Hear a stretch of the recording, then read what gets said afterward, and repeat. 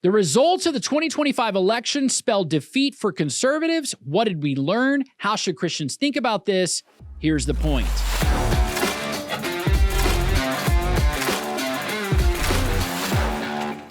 It is clear that the 2025 election results were not good. Whether you live in New York City, Virginia, New Jersey, Minneapolis, or California, rather than rehash all of that, though, what is the postmortem? Here are 5 critical takeaways we have learned so far. First, identity politics is a failed political strategy. Conservatives will not win by playing this game. You can't adopt a leftist strategy and expect to win. Identitarianism, which has defined so much of the leftist ideology and political strategy, is not how most people actually vote. It may be the messaging of the left, but when a white Democrat and a black Republican are on the same ballot, Democrats will always vote for the Democrat, especially when it means abandoning or betraying the platform of victimization. Don't believe them by what they say, believe them by what they do and how they vote. Leftists play the identity game until political power is actually at stake. Republican candidate Winsome Sears started her campaign by saying, 7 quarters. That's how many quarters my dad arrived with when we came from Jamaica. Her entire campaign was built on her status as a Jamaican-born immigrant. While Winsome Sears would have made an exceptional governor, this strategy ultimately failed because it was not a compelling message. Her campaign had multiple missteps along the way and got started way too late in the election cycle. Democrats outspent Republicans in the state of Virginia. According to CBS exit polling, 80% of white evangelicals voted for Republican Winsome Sears, and according to the same polling, 90% of black voters cast their ballot for Democrat Abigail Spanberger. It's clear that white evangelical voters are not motivated by race when it comes to their vote. It's also clear that identity politics is not the pathway to victory in an election. You need a strong candidate, a strong message, and an overwhelming turnout. Second, Virginians voted for a man who fantasized about killing his opponents.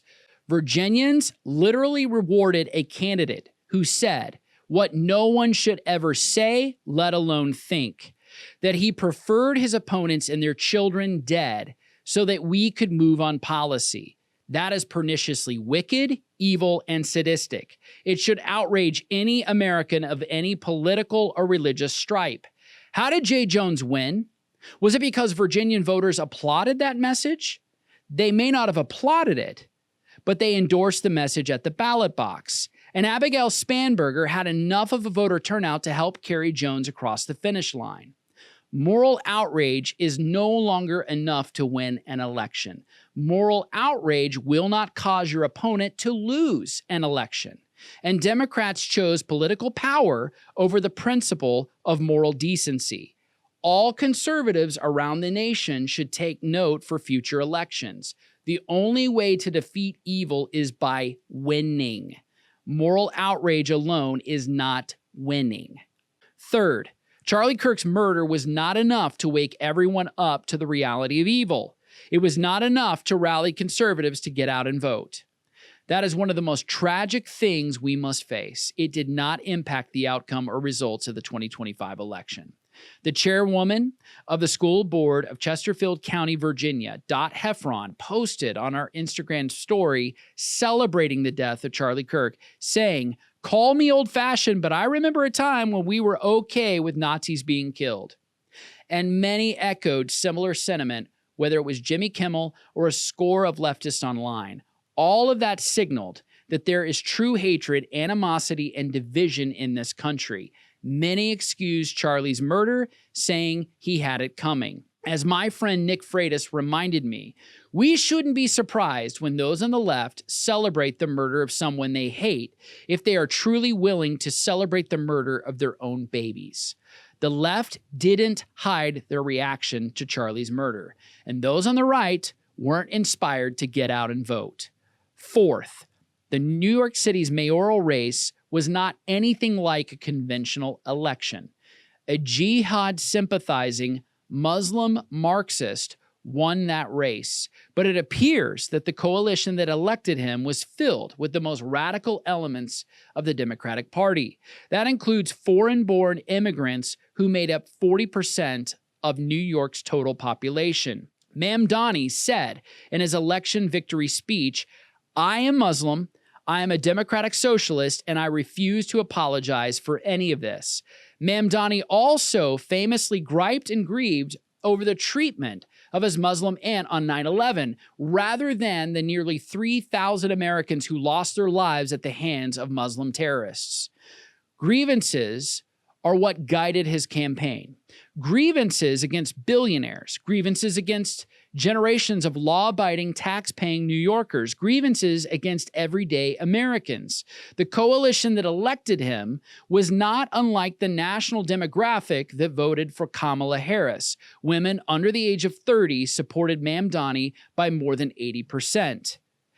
The fifth and most obvious thing we can learn from the 2025 election is this: people need a reason to fight and vote. Three basic things decide all elections. The first is having the right candidate to run. Second is having a winning message. Third, which is most often neglected, is getting out the vote. This year in Virginia and New Jersey, there was a huge emphasis on getting out the vote. But in both elections, many stayed home because Trump was not on the ballot and those running didn't inspire voter turnout.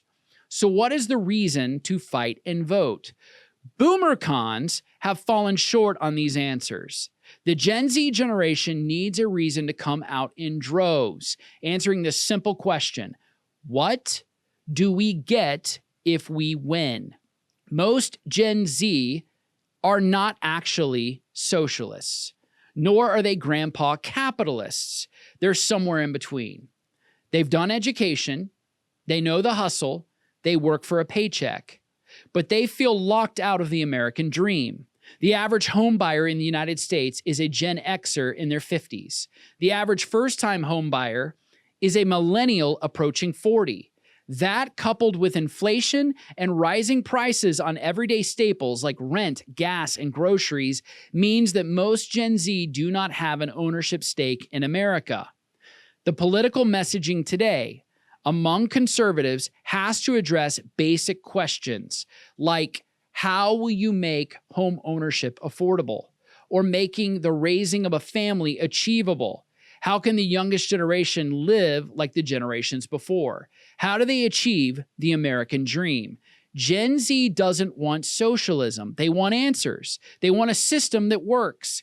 Capitalism didn't cause these problems. Don't get me wrong. I'm not propagating that idea. 90 years of government intervention, Federal Reserve banking, tax on income, inflation on government debt produced a hollowing effect in the middle class all across America. It's the economy, stupid.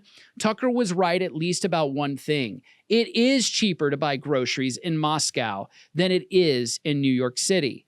Mamdani didn't win because people want socialism. Mamdani won because there was no alternative for a better way forward. Only 1 in 4 voters who cast their vote for Mamdani called themselves socialists. The 2025 elections have real consequences, and we will be living with the results for quite some time. But Christians need to be aware of what time it is.